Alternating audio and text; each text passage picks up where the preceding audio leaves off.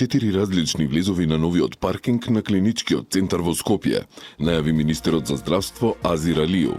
За онколошките пациенти влезот ќе биде бесплатен, за пациенти со упат влезот ќе биде ефтин. За вработени ќе има трета цена и за граѓани кои доаѓаат поради X причини ќе биде трета цена која што ќе биде најскапа. Ценовникот на паркингот нема да биде ист за сите, почнувајќи од 0 денари до цени за граѓани кои што не се пациенти, изјави Алију по промоцијата на новиот модул за електронска евиденција на здравствените прегледи во областа на медицина на трудот. Споменикот на мајка Тереза, кој дивоградба и го блокира влезот на плоштадот Македонија во најстрогиот центар на Скопје, сепак ќе продолжи да се гради. Министерот за култура Зоран Љутков вели дека како и останатите незавршени објекти и овој споменик ќе се доврши, но не даде детали кога ќе се почне со градежни работи. Споменикот на мајка Тереза е меѓу објектите од проектот Скопје 2014. Има еден куп проекти кои што се застанати и наша тенденција е сите да се завршат. Рушење од практични причини не е добро, затоа што ќе чини дупло повеќе тоа што досега е изградено да се сруши, отколку да се доизгради, рече Љутков.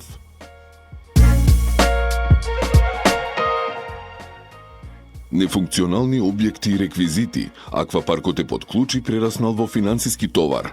Паркингот не заработува, а поддршката за самитот на ОПСЕ е недокументирана. Спортската сала Борис Трајковски се соочува со низа проблеми, слабости и нерегуларности во работењето, се нотира во извештајот на Државниот завод за ревизија. Во рамките на председавањето со ОПСЕ во спортскиот центар, друштвото обезбедило логистичка поддршка на Министерството за надворешни работи, но ревизорите укажуваат дека не се доставени записи за изведените работи и инсталации и тие се уште не се ставени во владение на друштвото, пишува во извештајот.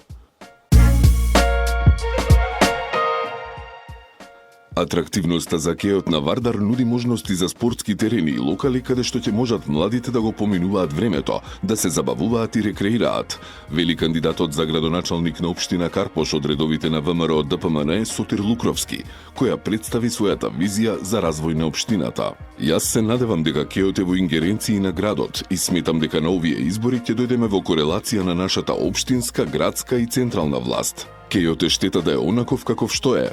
Она идеја за спортски терени и по некој локал, каде што ќе може, на што дозволуваат во рамки на законот до подоцните часови младите да се забавуваат таму, место во локалите меѓу згради, рече Лукровски.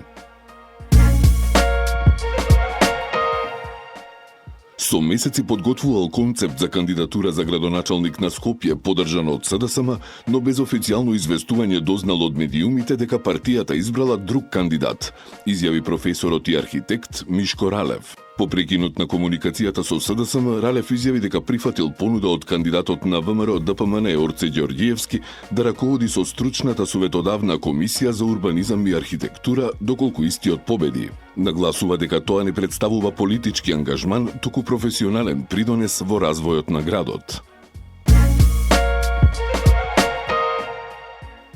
Целата територија на Чаир ќе биде опремена со подземни контејнери, а спроведувањето на овој проект ќе започне од старата чаршија, најави министерот за животна средина и просторно планирање и кандидат за градоначалник на Чаир Изет Меджити.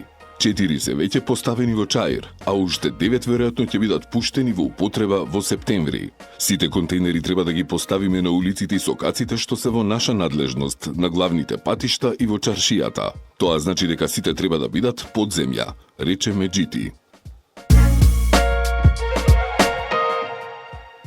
Конечно ќе се реши проблемот со водоснабдувањето на двете населени места Љубанци и Љуботен, кои се наоѓаат на територијата на општина Бутел.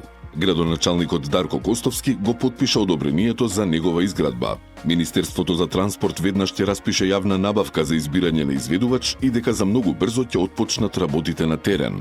Тоа што некогаш беше нереално, сега е вистина. Ова ми е еден од најдрагите проекти. Особено заради основната потреба на жителите на овие две села, но и заради исклучителната сложеност на целиот процес кој го поминавме како општина, изјави Костовски.